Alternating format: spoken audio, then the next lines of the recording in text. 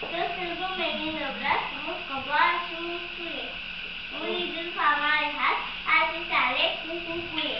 Bravo, foarte bine. Răzvan recită poezia Brăduțul. Brăduțul. M-am deșteptat, stingea, în zoi, cu fulgi, frumos, ca povești. te-ai intimidat? Șosanie. Șosanie trecea în zoi prin fața casei părintești. Mingea cu fustă și mici, iar tu în geamul străluceai. La joc? La joc afară mă chemai Și? și iată-mă cu tine aici. Te-ai pus hăinuțe albe noi, să luminează acasă-i țară. Brăduțule, ne stai, dar te mândri și de amândoi. Bravo, foarte bine. Bianca recită poezia Asta-i seara de ajuns. Asta-i seara de ajuns, asta-i seara de ajuns.